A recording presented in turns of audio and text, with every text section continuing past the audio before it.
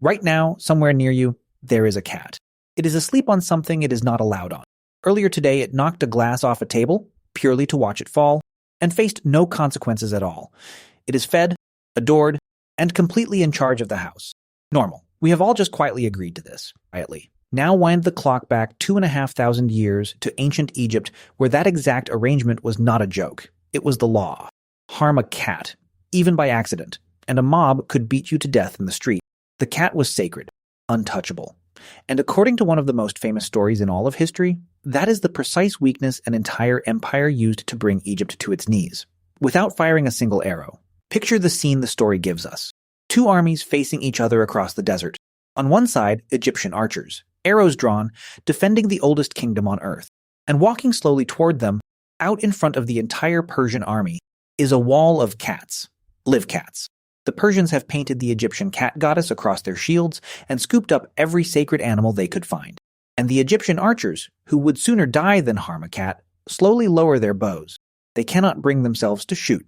And so, without loosing a single arrow, Persia wins, and 3,000 years of pharaohs come crashing to an end, defeated by a parade of kittens.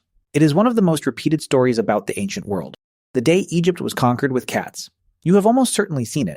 In a meme, a video, a list of strange history facts. It is everywhere. There is just one problem. Almost none of it is true. But here's the thing. The real battle was so much worse than the myth. And unlike the cats, the real part we can actually prove. There is a blood oath sworn over a bowl of human blood. There is a field of human skulls that a tourist later strolled through, tapping them with stones. And there is a country so completely unhinged about cats that the lie almost makes sense. So let's start with what actually happened. The year is 525 BC. The man doing the conquering is Cambyses II, king of Persia, and a son of Cyrus the Great, which is a very difficult father to follow. Cyrus had built the largest empire the world had ever seen. Cambyses inherited the lot, looked around for the one rich kingdom his father never managed to take, and decided Egypt was going to be his. Egypt, at this exact moment, had a brand new pharaoh, Psamtik III. He had been on the throne for about 6 months, long enough to learn where everything was, not long enough to defend it. And the gateway to Egypt was a city called Pelusium, on the eastern edge of the Nile Delta. The front door, the choke point, the place an invader had to smash through to take the whole country. Whoever held Pelusium held Egypt. There was just one more ingredient. A traitor. A Greek mercenary named Phanes who had worked for the Egyptians learned all their secrets, then switched sides and handed those secrets straight to the Persians, including the safest route to march an army across the desert. Every great betrayal needs an inside man. Phanes was the inside man. Now the Egyptian soldiers could not get their hands on Phanes himself. He was safe behind Persian lines. But they could get his sons. He had left them behind. So, in full view of both armies, the Greek mercenaries fighting for Egypt brought out the sons of Phanes, lined them up where their father could watch, and put them to death one by one over a large mixing bowl. Then they poured in wine and water and stirred, and every soldier stepped forward and drank. This really happened. It is in Herodotus. He is not being poetic. They drank that human blood to work themselves into a rage, and then they charged. It did not help. The Persians broke them. The Egyptian line shattered and ran for the city of Memphis. The Persians chased them down, the city fell, and Psamtik, the 6-month pharaoh, was captured alive. 3,000 years of Egyptian pharaohs ended in an afternoon. The whole country became just another Persian province. And here is my favorite detail, and it is completely real. Decades later, the historian Herodotus actually went and visited the battlefield. The bones were still lying there out in the open, sorted into 2 heaps, the Persian dead and the Egyptian dead.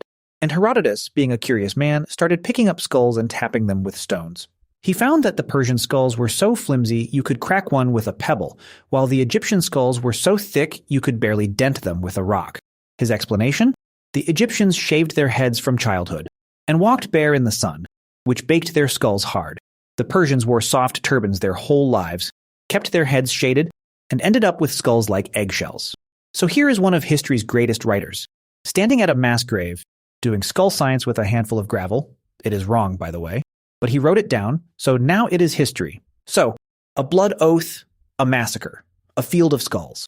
All of it written down by a man who was actually standing there. And do you notice what is missing? The cats. There are no cats. Herodotus is on the battlefield, knocking skulls together like coconuts, and he does not mention a single cat. No painted shields, no goddess, no kittens, Nothing at all. Because the cat story does not come from Herodotus. It comes from a man named Polyaenus, who wrote it down around 700 years after the battle was over. 700 years.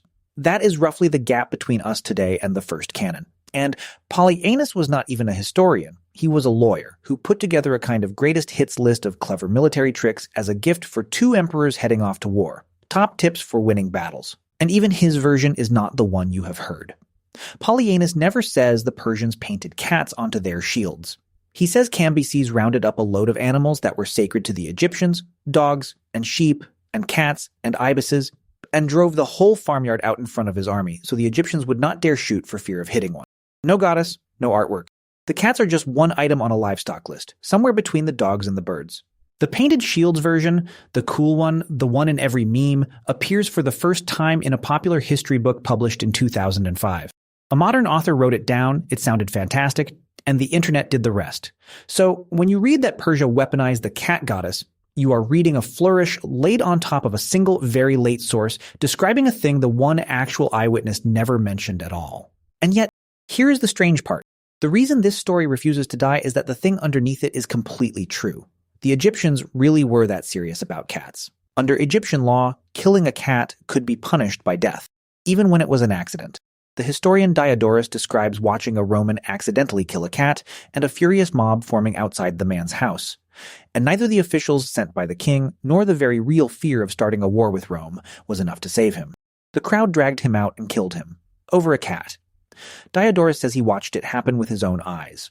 When a family cat died of old age, everyone in the household shaved off their eyebrows in mourning. Not their heads. Their eyebrows.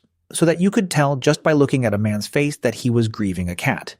And they buried them in their millions. Archaeologists have pulled hundreds of thousands of mummified cats out of the sand.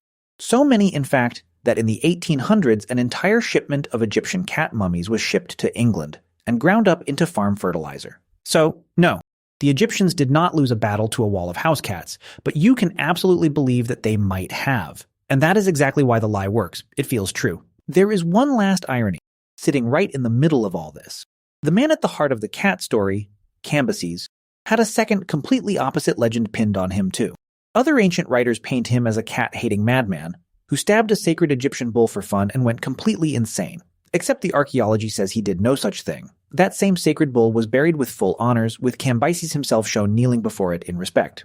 So the same storytellers gave us a Cambyses who used cats as a weapon of war, and a Cambyses who despised cats so much he lost his mind. Two opposite legends about the same man, and the truth is almost certainly neither one. The cats never won the Battle of Pelusium. We remember the painted shields, the frozen archers, the bloodless little victory. None of it happened. The Egyptians remembered something quieter and far stranger. That a cat could be worth a man's life, and a dead one was worth shaving your own face. The myth traveled the whole world. The truth stayed buried in the sand. 2,500 years later, the part everyone remembers is the one part that was never real. That is usually how it goes. The better story wins, and the cats win it every single time.